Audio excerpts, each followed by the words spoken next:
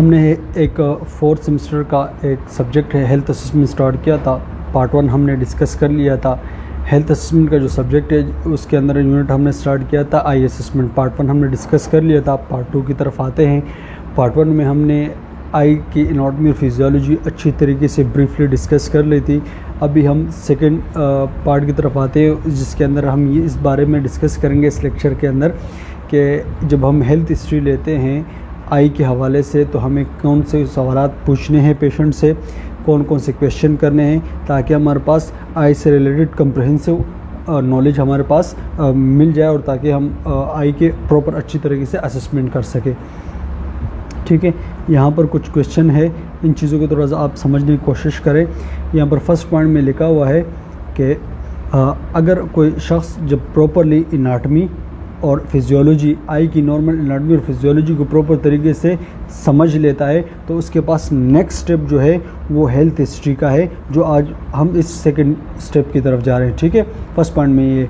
फिर यहाँ पर कहते हैं कुछ कॉमन रिलेटेड प्रॉब्लम होती है आई से हवाले से, उन प्रॉब्लम के हवाले से बात की गई है कि आई रिलेटेड प्रॉब्लम्स वगैरह क्या हो सकती है। मोस्ट जो कंप्लेन होती है डबल विजन होता है जिसको हम डिप्लोपिया कहते हैं।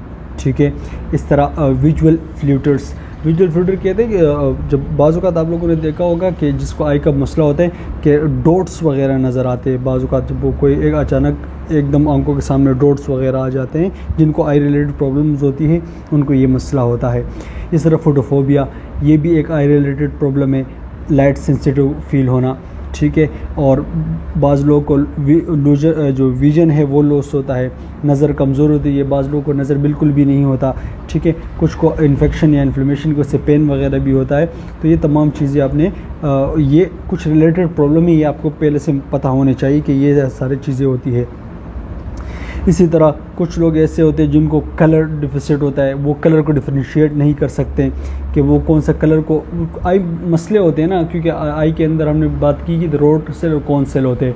कॉन सेल जो होते हैं वो रिस्पॉन्सिबल होते हैं कि ब्राइट कलर के लिए, कलर को पहचानने के लिए। तो बाज़ लोगों को कॉन सेल का इशूज़ होता है तो उनको कलर डिफिसिट होता है, फिर वो प्रॉपरली कलर को नहीं पहचान सकते, उनकी डिफरेंशिएट नहीं कर सकते, तो बहुत सारे प्रॉब्लम वगैरह हो सकते हैं। अच्छा, यहाँ पर एक बात की गई है कि आस्क एनीवे, अगर फॉर एग्ज़ाम्पल यहाँ पर इस बात में ये लिखा है कि even if a patient reason for a seeking care और a previous diagnose isn't eye related, अगर कोई पेशेंट है जिसको आई रिलेटेड प्रॉब्लम नहीं है, कोई और प्रॉब्लम की वजह से आया है, लेकिन फिर भी आपने उससे आई रिलेटेड क्वेश्चन वगैरह करने होते हैं। उसकी सबसे बड़ा वजह ये है, अगर किसी शख्स का विजन पुअर है, अगर वो उसका नज़र कमज़ोर है, तो वो क्या होगा, वो नज़र कमज़ोर अफेक्ट करता है किस चीज़ को, पेशेंट की एबिलिटी को। कौन सी एबिलिटी को?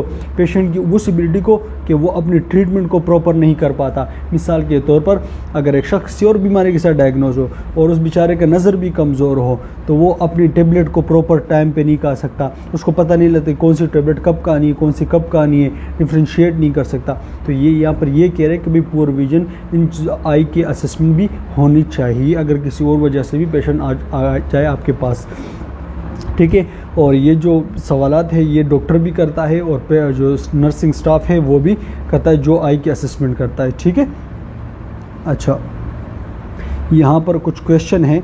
ठीक है, ये क्वेश्चन जो है ये आप लोगों ने एज अ नर्स या अगर कोई डॉक्टर है वो इस तरह पूछ सकता है पेशेंट से। ठीक है, आई रिलेटेड जो क्वेश्चन है आप लोगों ने करने हैं। सबसे पहले क्वेश्चन ये करना है कि भाई जब आप रीडिंग करते हैं, ठीक है, जब आप रीडिंग करते हैं तो रीडिंग के लिए कोई इस तरह या किसी दूर चीज़ को देखते हैं या रीडिंग करते हैं, कोई इस तरह आप कोई लेंस वगैरह का इस्तेमाल करते हैं या कोई ग्लासेस वगैरह का इस्तेमाल करते हैं रीड करने के लिए। अगर वो कहता है हाँ, तो हमें आइडिया हो जाता है कि हाँ इसको आई से रिलेटेड कोई मसला है, नज़र का कोई इशू है। ठीक है, फर्स्ट क्वेश्चन।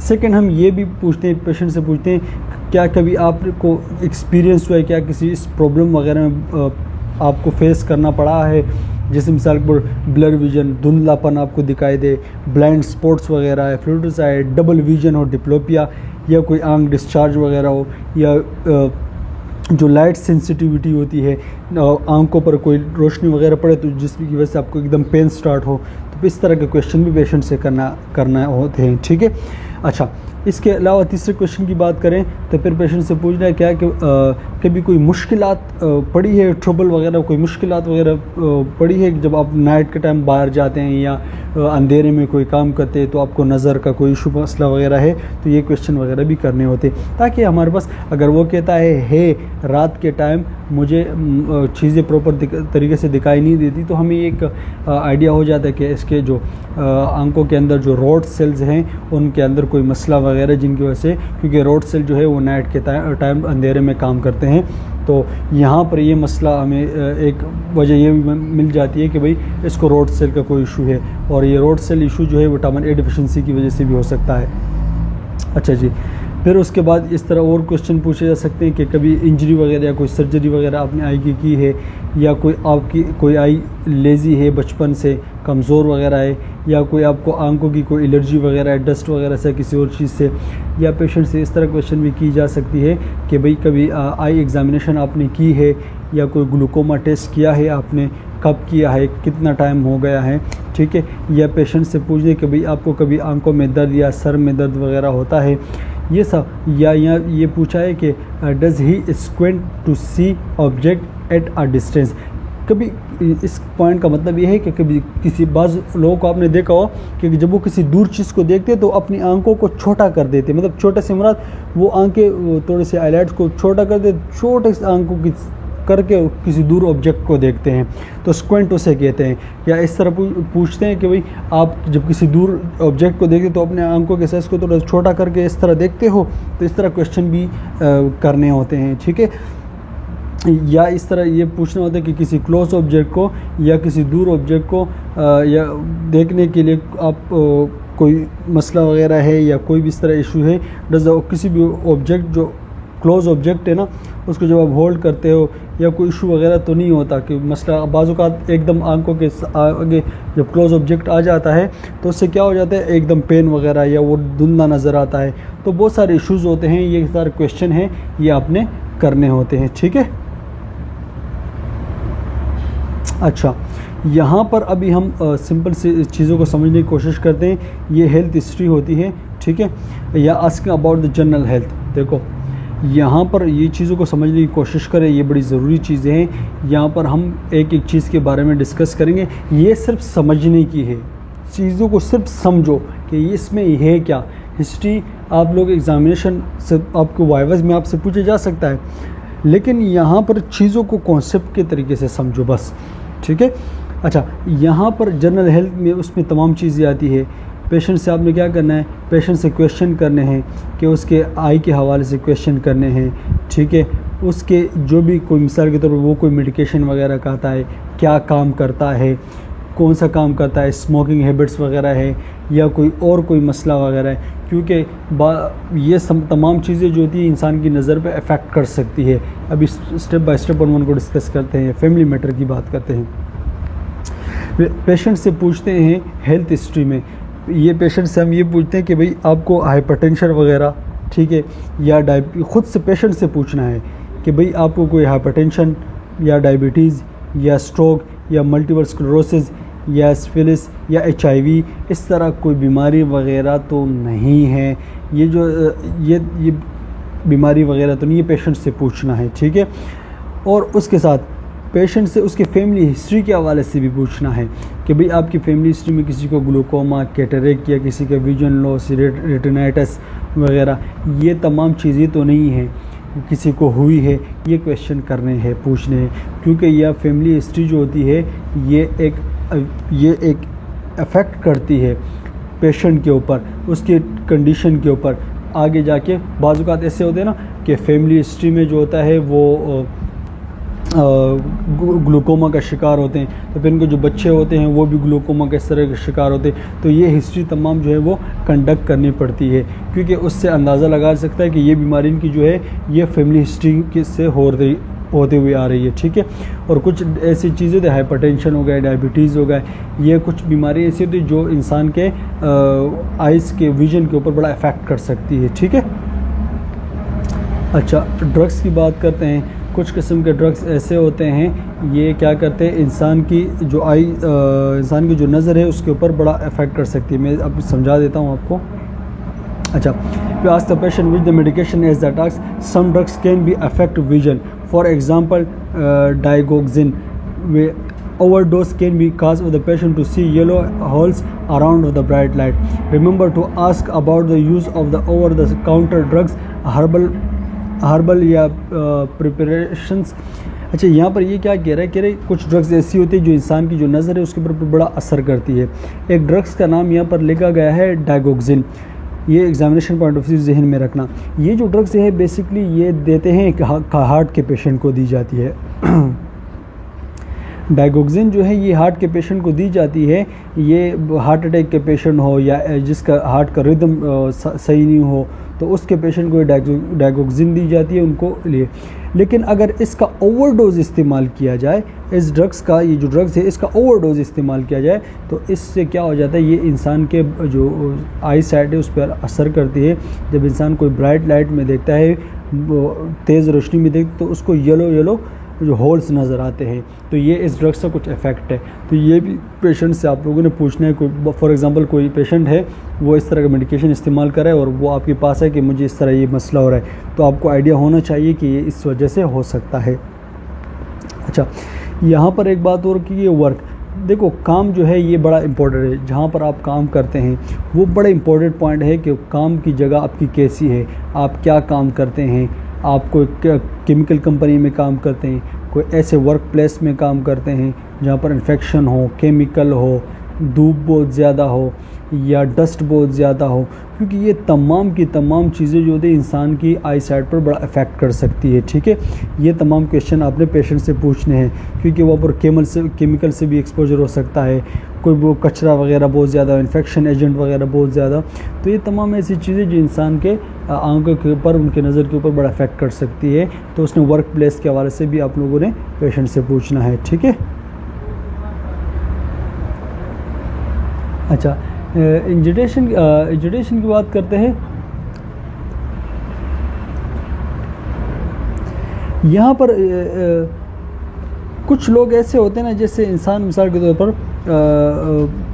इफ़ यू, मैं ऊपर चला गया नीचे गया, हाँ ये है, ठीक है। इफ़ योर पेशेंट स्मोक, देखो कुछ लोग ऐसे होते हैं ना जो स्मोक के आदती होते हैं ना, उनकी स्मोकिंग क्या करती है, वो उनके ब्लड वेसल जो होते हैं उनको ख़राब कर देती है, विस्कुलर डिजीज़ काज कर देती है, विस्कुलर डिजीज़ का रिस्क बढ़ जाता है स्मोकिंग की वजह से। तो आपने पेशेंट से ये भी पूछना है कि आप स्मोकिंग वगैरह करते हैं, क्योंकि ये जो स्मोकिंग है ये जो छोटे छोटे ब्लड वेसल्स होते हैं उनको डैमेज कर देती है, उनके अंदर विस्कुलर डिजीज़ काज कर देती है, जिसकी वजह से ब्लड सर्कुलेशन प्रॉपरली नहीं जाती है, तो उनकी वजह से भी विजन लॉस होने का ख़तरा होता है। तो आप इन चीज़ों का भी पूछना है। ठीक है। अच्छा, फिर यहाँ पर एक और पॉइंट लिखा हुआ है कि if your patient is the elderly और has impaired vision, ask him how will he can manage activity of a daily living, assist the weather of the. अच्छा, यहाँ पर ये कह रहा है कि भाई अगर फॉर एग्जांपल बाज़ औक़ात ऐसे होते हैं ना कि जो ओल्ड पीपल होते हैं, जो बूढ़े लोग होते हैं, तो वो उनका एज के साथ उनका नज़र कमज़ोर हो जाता है, तो आपने उनसे पूछना है कि आप अपनी जो डेली एक्टिविटी करते हैं, अपना मतलब खाना पीना, बात करना, वॉशरूम जाना खुद से करते हैं या नहीं।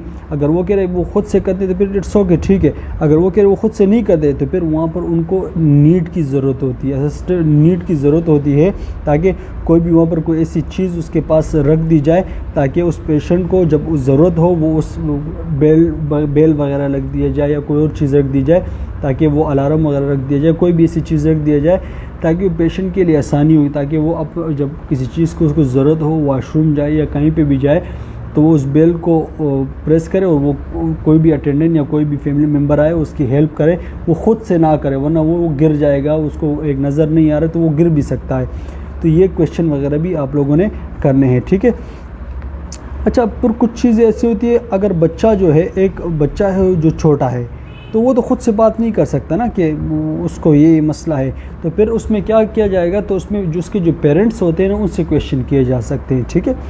If your patient is a young child, अगर आपका छोटा पेशेंट जो है वो छोटा बच्चा है, तो वो खुद से आपको तो जवाब नहीं दे पाएगा उन चीज़ों के हवाले, तो आपने उनके जो पेरेंट्स होते हैं उनसे ये क्वेश्चन वगैरह करने होते हैं। ठीक है। पेरेंट्स से क्वेश्चन करने होते हैं और उनके रिस्पॉन्स आप लोगों ने जानने होते हैं कि वो उस पेशेंट के हवाले से क्या जवाब देता है। पेशेंट से आपने खुद ही डायरेक्टली नहीं पूछना, ठीक है। अच्छा, यहाँ पर ये एक दी गई है, एक चार्ट दिया गया है। यहाँ पर दो चीज़ों के बारे में बताया। अगर आपका पेशेंट जो है वो छोटा है या आपका पेशेंट जो है वो बूढ़ा है, तो बच्चों से अलग किस्म के क्वेश्चन डिज़ाइन किए गए हैं, बड़ों से अलग किस्म के क्वेश्चन डिज़ाइन किए गए। बच्चों जो क्वेश्चन जो होते हैं वो उनके पेरेंट्स से किए जाते हैं और ओल्डर जो है वो उनके से किया जाता है, क्योंकि क्वेश्चन जो अलग अलग तरीके से डिज़ाइन किए गए तो उनके हवाले से बताया गया है कि आपने किस तरह को केयर देनी है। अगर कोई पेशेंट है वो जो छोटा है तो आपने क्या क्वेश्चन करने हैं। Was a child delivered vaginal. अच्छा, पेशेंट से ये पूछना है, ठीक है। आपने पेशेंट से फर्स्ट पॉइंट में ये पूछना है कि भाई आपकी जो ये डिलीवरी है, बच्चे की जो डिलीवरी हुई है, ये नॉर्मल बर्थ में हुई है, नॉर्मल विजाइनल बर्थ में हुई है या कोई सी सेक्शन वगैरह किया गया हो है, वो उस पेरेंट से पूछना है। क्यों? क्योंकि अगर डिलीवरी विजाइनल से हुई तो कुछ इन्फेक्शंस वगैरह ऐसे होते हैं, जैसे कि मिसाल के तौर पर इन्फेक्शन के नाम मैं आपको बता दूं, जैसे क्लाइमीडिया या गोनोरिया या जेनिटल हेयरपीस, कुछ ऐसे इन्फेक्शन होते हैं जब बेबी जो होता है विजाइनल से बाहर की तरफ आता है तो वो इन्फेक्शन उसके आंखों की तरफ भी चले जाते हैं, तो उनको भी इन्फेक्शन वगैरह काज कर लेते हैं। तो ये क्वेश्चन भी आपने पेशेंट से करने, बच्चे के जो पेरेंट्स हैं उनसे करने होते हैं, ठीक है।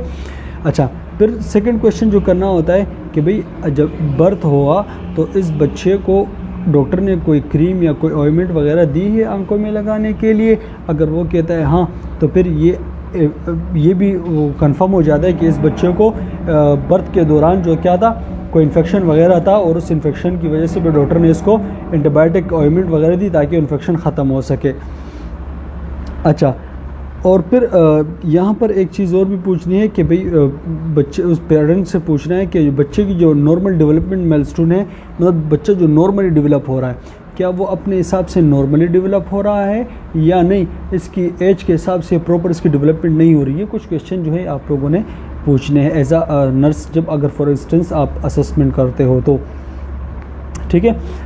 ओल्डर की बात करें, वही सेम बात होगी कि भाई आपने, अगर पेशेंट आपका ओल्ड है, ठीक है, तो आपने उससे क्या क्वेश्चन करने हैं कि भाई अगर आप सीढ़ी वगैरह पे चढ़ते हो या कोई ड्राइविंग वगैरह करते हो तो उसमें आपको कोई डिफ़िकल्टी वगैरह महसूस होती है, कोई मुश्किलात होता है, ठीक है।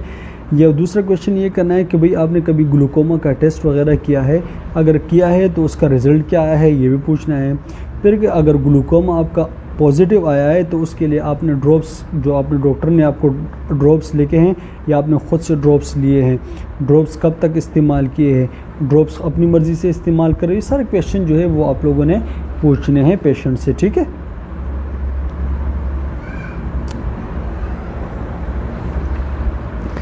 अच्छा, यहाँ पर बात हो रही है भी कि असेस द आई। अभी आई को असेस करना है। आई की असेसमेंट कैसी होगी? देखो, आई को जब असेसमेंट करते हैं तो वो कम्प्रहेंसिव असेसमेंट होगी, ठीक है। उसमें सबसे पहले यहाँ पर पॉइंटों को जहन में रखना ताकि आप लोगों को कॉन्सेप्ट क्लियर हो। कंप्लीट आई असेसमेंट होना चाहिए। क्या होना चाहिए? जब भी आप असेसमेंट करो तो कंप्लीट होगा। उसके अंदर सबसे पहले इंस्पेक्शन होनी चाहिए। इंस्पेक्शन किस चीज़ करो? एक्सटर्नल आई लाइट्स हो गए जो, ठीक है। इस चीज़ की टेस्टिंग विजुअल कार्ड के ज़रिए भी कर सकते हो। आई मसल्स को आप चेक करोगे। मसल को कैसे चेक करोगे? पेशेंट को कहोगे आई मूवमेंट करो, up down side to side, इस तरह मूवमेंट से आपको मसल्स के पता लग जाएगा। नेज़ोलिक्रीमल जो ग्लैंड होते हैं, वो ग्लैंड जो टीयर्स प्रोड्यूस करते हैं, उन टीयर को भी आपने असेस करना है। तो तमाम, और ये एक और इंट्राओकुलर जो आई के अंदर जो इनर साइड पे जो स्ट्रक्चर है उसको ऑप्थेल्मोस्कोप के ज़रिए आप लोगों ने असेस कर रहे हैं, ठीक है। तो ये एक कम्प्रहेंसिव असेसमेंट करनी है। अभी वन बाय वन डिस्कस करते हैं, ठीक है। अच्छा, यहाँ पर कुछ चीज़ें हैं, इन चीज़ों को जहन में रखना कि भाई जब भी आप एग्ज़ामिनेशन को स्टार्ट करना है, ठीक है, जब भी आप एग्ज़ामिनेशन को स्टार्ट करते हैं तो आप लोगों को नेसेसरी इक्वाइपमेंट जो चीज़ें हैं उनको ज़रूरत होती है। जैसे कि उसमें आपको जो भी रूम है उसके पास गुड लाइट होनी चाहिए, ठीक है।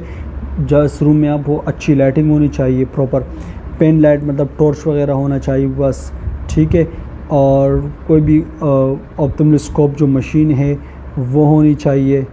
और ये जो ओपेक कार्ड होता है ना, जिस तरह अगर आप लोग मतलब कोई स्टूडेंट ग्लासेस वगैरह लगाता है या गए होंगे आई टेस्ट वगैरह की होगी, तो उनके पास एक कार्ड वगैरह होता है जिनके ऊपर चीज़ें लिखी होती है।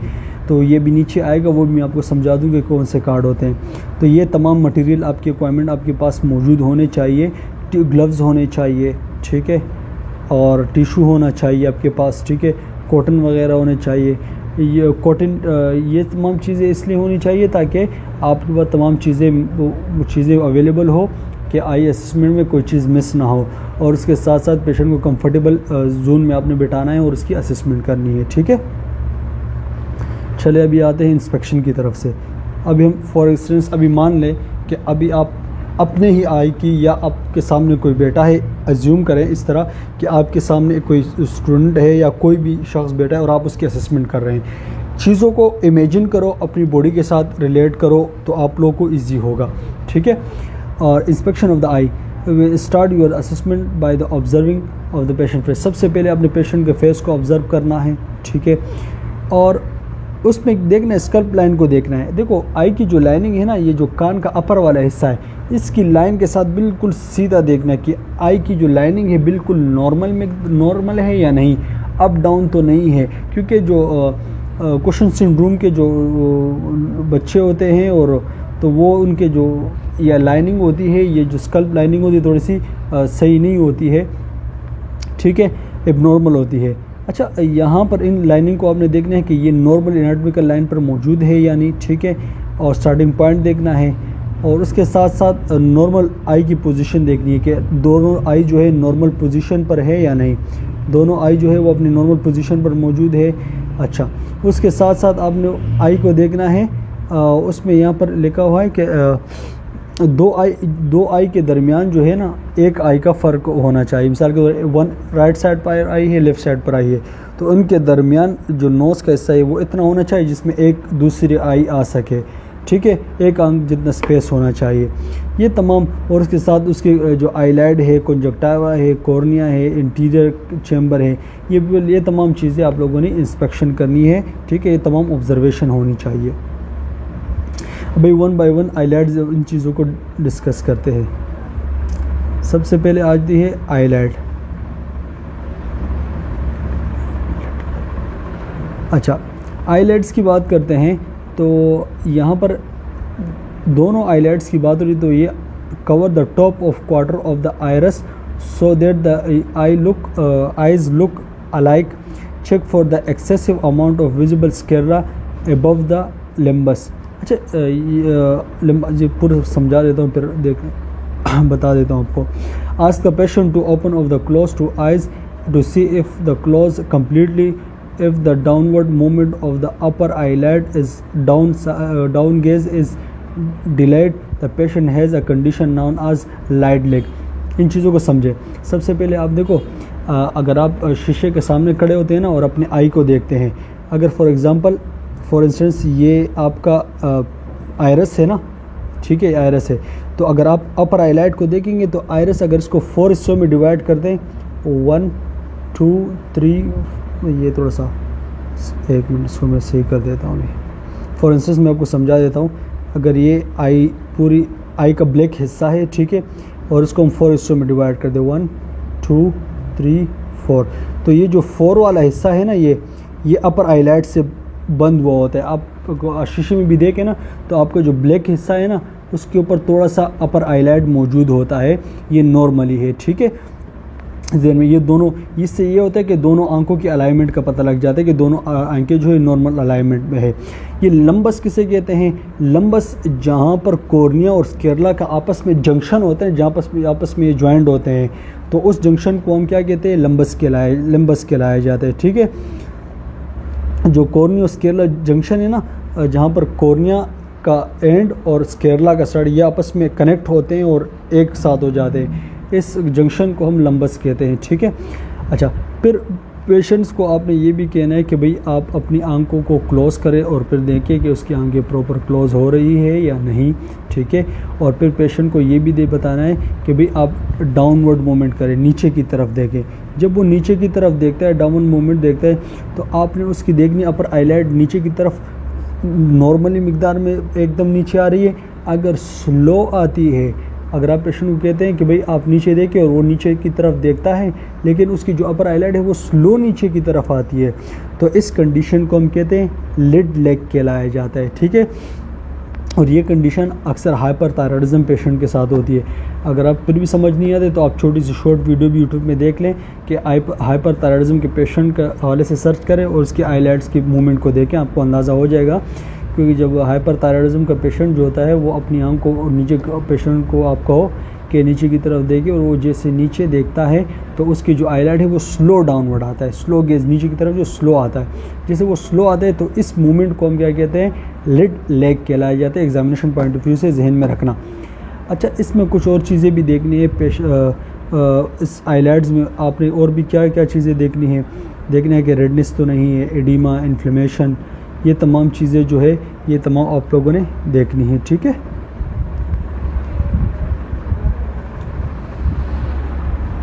अच्छा, यहाँ पर आई ओपनर की बात करें, protrusion of the eyeball called. अच्छा, यहाँ पर देखो बास लोग को आप लोगों ने देखा होगा कि कुछ लोग ऐसे होते हैं जिनकी ये जो आंखें होती है ना ये बड़ी बड़ी होती है और इस तरह बाहर की तरफ निकल आती है, एबनॉर्मल नज़र आती है। जो प्रोट्रूड हुई आइज़ होती है ना इस तरह बिल्कुल वाज़ेह आपके सामने नज़र आए तो उसको हम कहते हैं एक्सोपेथोलेमस कहलाया जाता है, एक्सोपेथोलेमस कहते हैं उसे, ठीक है। एक्सोपेथोलेमस भी कह सकते हैं या प्रोप्टोसिस भी कह सकते हैं आप इसको, ठीक है। तो ये कॉमनली जो होता है हाइपरथायराइडिज्म पेशेंट में होती है। आप हाइपरथायराइडिज्म पेशेंट को सर्च करें, उनकी आंखों को देखें, वो आपको नज़र आ जाएगी। और ये एग्जामिनेशन पॉइंट ऑफ व्यू से बड़ा इंपॉर्टेंट है, ये जहन में रखना, ठीक है। अगर आइज़ जो है वो एबनॉर्मल हो और वो नॉर्मल साइज़ से उसकी साइज़ ज़्यादा बड़ी हो और बाहर की तरफ प्रोट्रूड हुई हो और बाहर की तरफ आई हुई हो तो उसको एक्सोपेथोलेमस या प्रोप्टोसिस कहते हैं, ठीक है। अच्छा, उसके बाद है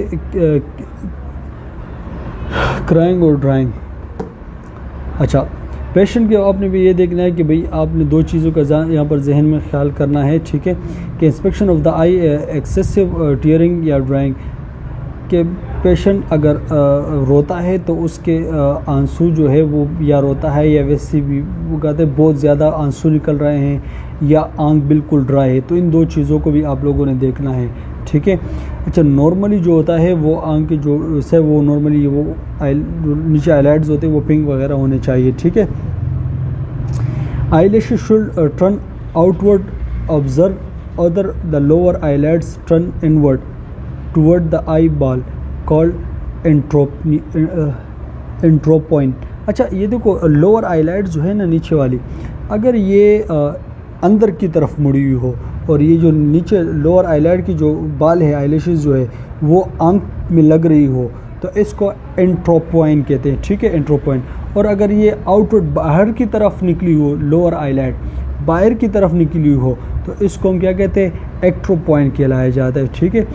और इसके साथ साथ आप लोगों ने देखना है कि भाई लम्स वगैरह तो नहीं है आईलाइड्स में, कोई लीजन वगैरह तो नहीं है, कलर कैसा है, नॉर्मली ये पिंक होना चाहिए, ठीक है, इनर साइड पर, और ये डिस्चार्ज वगैरह ये तमाम चीज़ें आप लोगों ने ये देखनी है। मतलब सिंपल बात ये है कि आपने नॉर्मलिटी और एबनॉर्मलिटी देखनी है। नॉर्मल आप अपने आप को देखें और अगर इससे हट के हो तो वो एबनॉर्मलिटी होगी, ठीक है।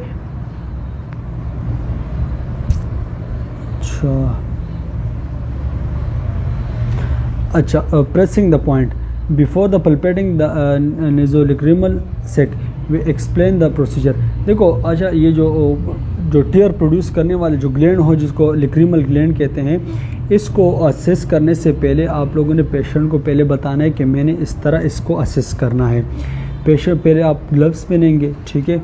जब आपने ग्लव्स पहन लिए तो फिर आपने क्या करना है, पेशेंट को बोलेंगे अपने आइज़ को क्लोज़ करो, वो आइज़ क्लोज़ करेगा।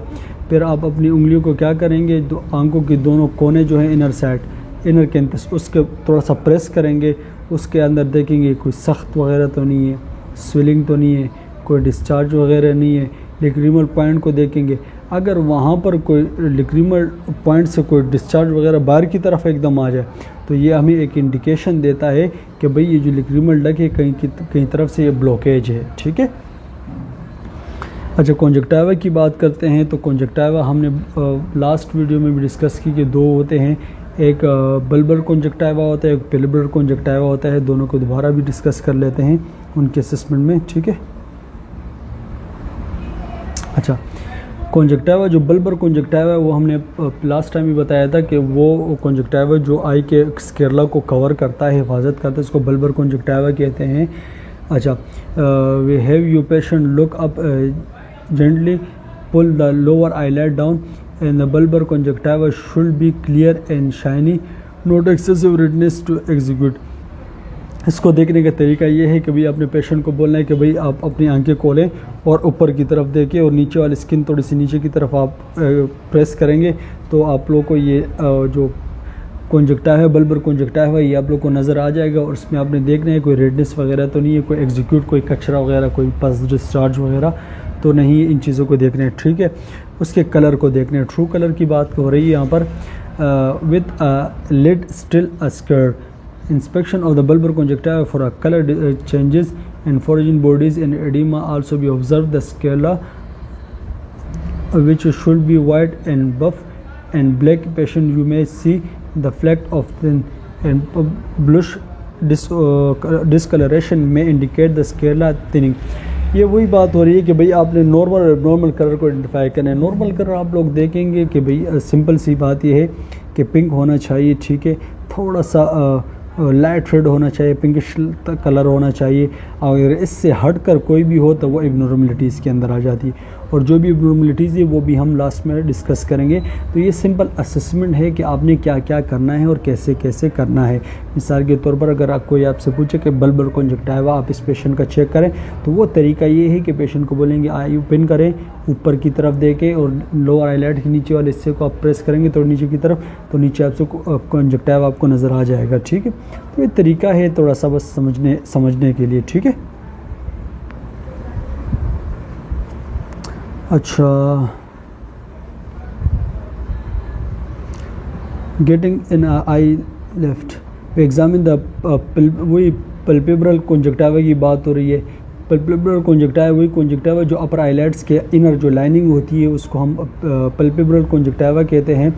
और उसको देखने का तरीका ये है कि पेशेंट को बोलेंगे आप नीचे की तरफ देखें और उसके अपर आईलाइट्स को थोड़ा सा ऊपर की तरफ करेंगे और उसके कलर वगैरह को देख लेंगे आप, ठीक है, कि वो नॉर्मली पिंक होना चाहिए, ठीक है, नॉर्मल वो पिंक होना चाहिए और एलर्जी वगैरह तो नहीं है, वहाँ पर कोई कलर चेंजिंग वगैरह तो नहीं है, कोई पस वगैरह तो नहीं है, कोई वॉन्ट वगैरह तो नहीं। इन तमाम चीज़ों को आप लोगों ने देख लेना है। अच्छा, यहाँ पर कॉर्निया की असेसमेंट की बात हो रही है, इन चीज़ों को समझें और फिर इसके बाद एंड करते हैं। कॉर्निया की अगर हम बात करते हैं तो कॉर्निया को एग्ज़ामिन करना बड़ा आसान है, बड़ा सिंपल है, सिर्फ इन चीज़ों को समझें। कॉर्निया जो है वो एक आपको किस तरह करना है, examine the cornea by the shining in pin light first from both side and then from the side of a head. Each of cornea should be clear and without lesion. Raise the cornea sensitivity by the light touching the cornea with the strip of cotton।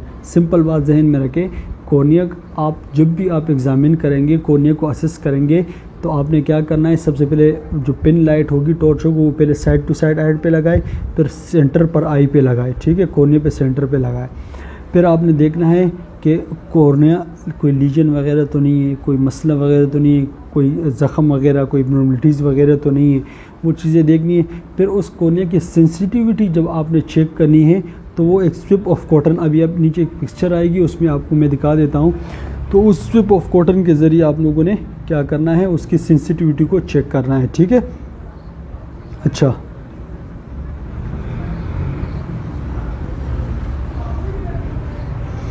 उसके बाद interior chamber and Iris की बात हो रही है। तो interior chamber को आप लोगों ने किस तरह देखना है। Interior chamber of the eye is the border interior by the cornea and the posterior by the iris. The iris should be appear flat and the cornea should be appear convex. Excessive pressure in the eye such as the caused by the acute angle glaucoma, closer glaucoma may push the iris forward and making an interior chamber appear very small. The iris should be same size in color and shape। देखो ये simple हुई, आप लोगों ने interior chamber को देखना है। Normal interior chamber को आप देखेंगे तो आप आयरस को जब देखेंगे तो आयरस बिल्कुल सीधा होना चाहिए, फ्लैट होना चाहिए। लेकिन बाज़ औक़ात क्या होता है, जो एक acute angle glaucoma, acute angle closure glaucoma, ये वो ग्लूकोमा होता है, ये आहिस्ता आहिस्ता आंख के इनर साइड पर अंदर की तरफ प्रेशर बढ़ता रहता है, बढ़ता रहता है, बढ़ता रहता है, और ये पता नहीं लगता है। ये प्रेशर बढ़ने की वजह से ये क्या करते हैं, आयरस को आगे की तरफ धकेल देता है। तो उससे जब फिर आयरस आगे की तरफ धकेल जाता है तो फिर जब आप बाहर से देखते हो तो इंटीरियर चेंबर आपको क्या नज़र आता है, स्मॉल नज़र आता है, छोटा साइज़ नज़र आता है।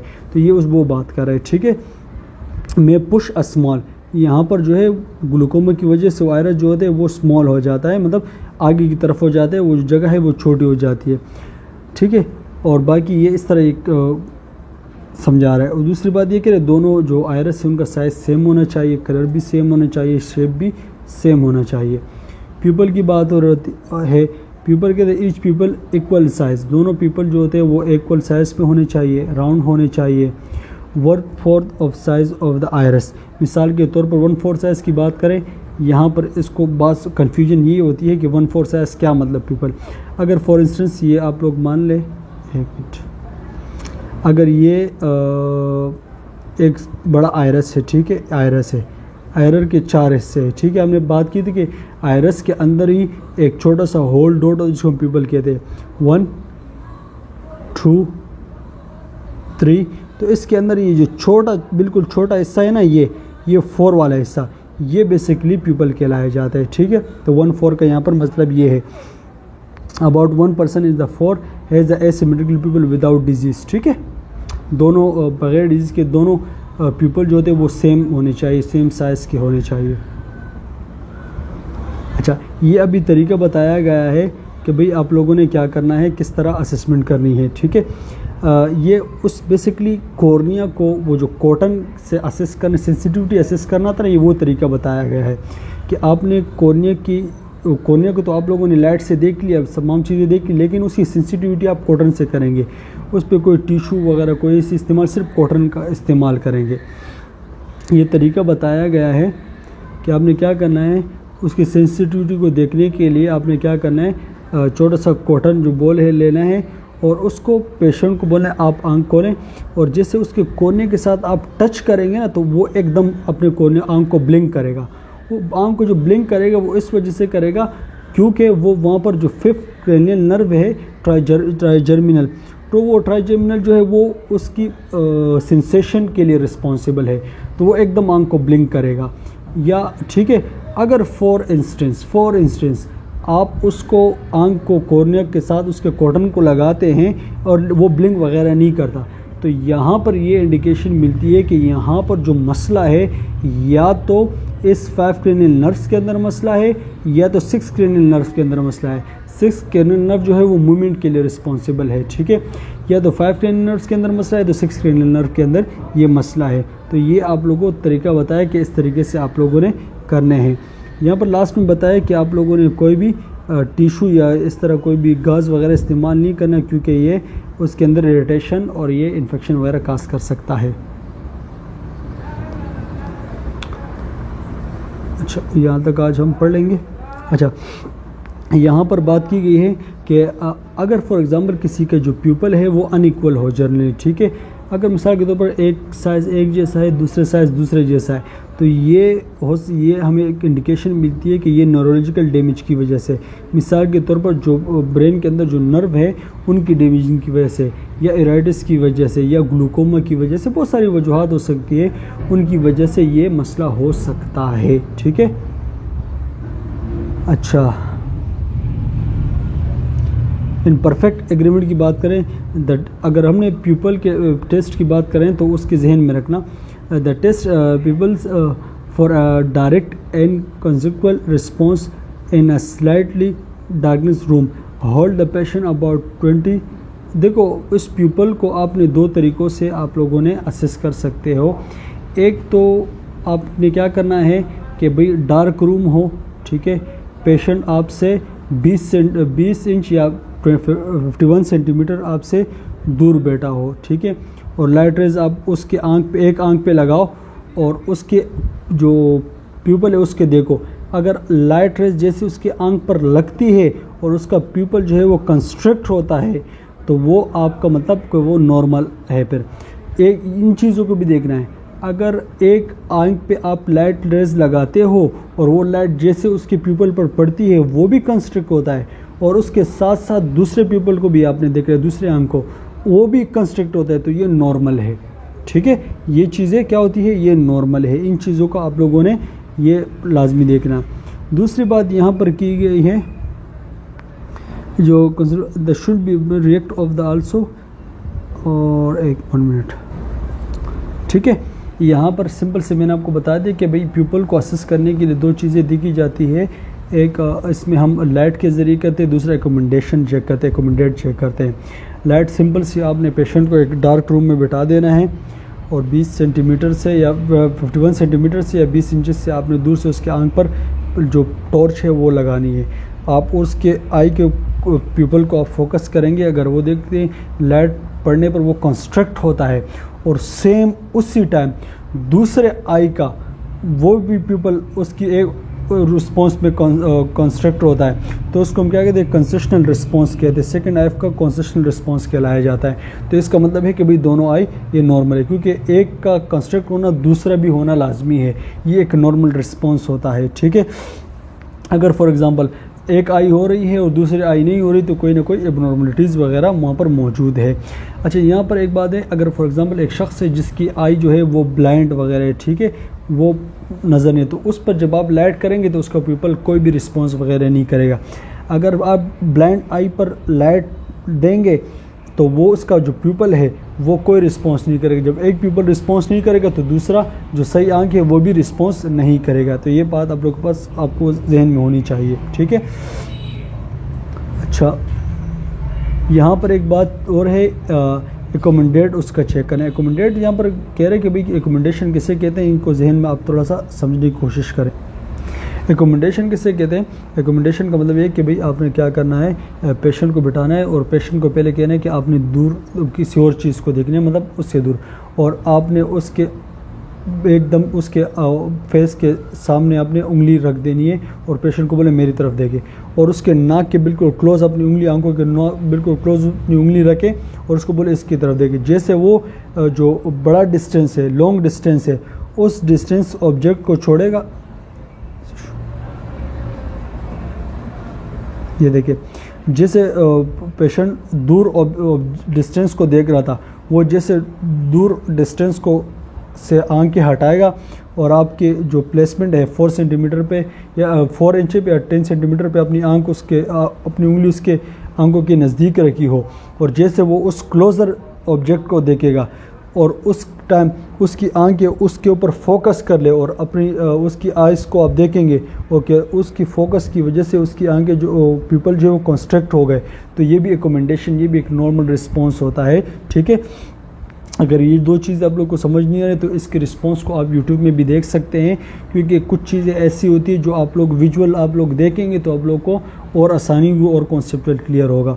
अच्छा, यहाँ पर एक पॉइंट है वो मैं आपको समझा दूँ, यहाँ पर इस पॉइंट को जहन में लाजमी रखें। ठीक है, अगर आप लोगों ने पीपल की असेसमेंट करनी है तो उसके लिए ये एक निमोनिक है, इसको आप लोगों ने जहन में रखना है। ठीक है, P for pupil, E for equal, pupil जो होते हैं वो इक्वल होने चाहिए, राउंड होने चाहिए, रिएक्टिव होने चाहिए, लाइट रिएक्टिव होने चाहिए, ठीक है, और रिकमेंडेटिव होने चाहिए।